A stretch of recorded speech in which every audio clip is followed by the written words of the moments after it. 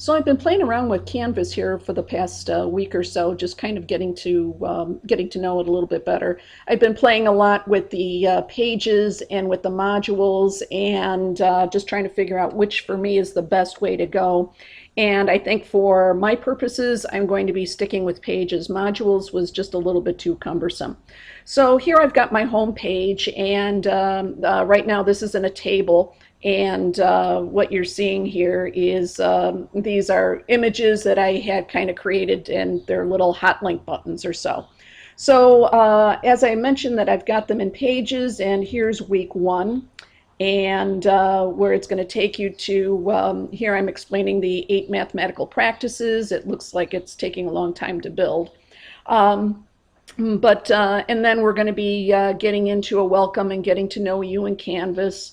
Also, students are going to be practicing submitting assignments in Canvas, submitting a Sudoku puzzle, a Who Am I worksheet, and then they're going to be having some homework, as you can see, with Brain Busters and Base Machines.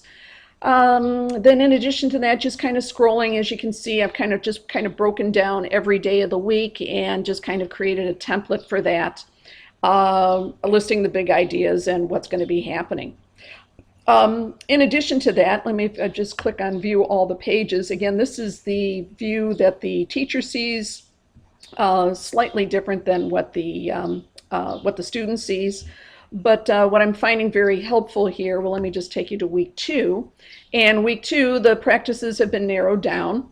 And that we're going to be focusing on number properties, and as you can see, what's happening throughout the week.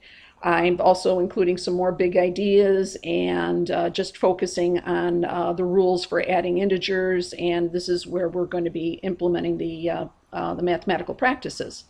And as you can see, let me just go up here for view pages and resources.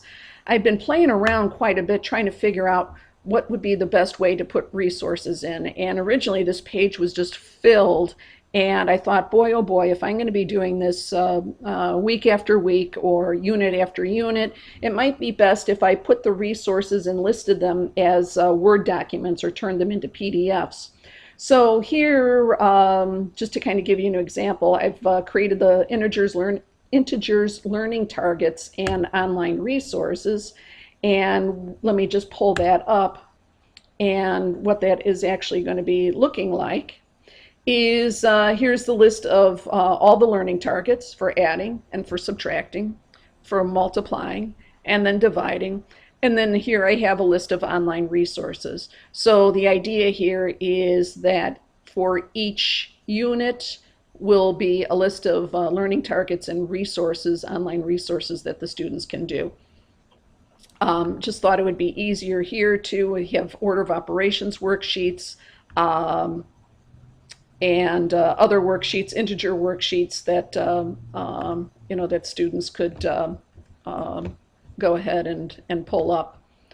And hopefully that'll work here. Let's just see what happens. There we go. So then you have the integer worksheets, and depending upon the types of integer topics that they want to work on, the student can go ahead and and practice that.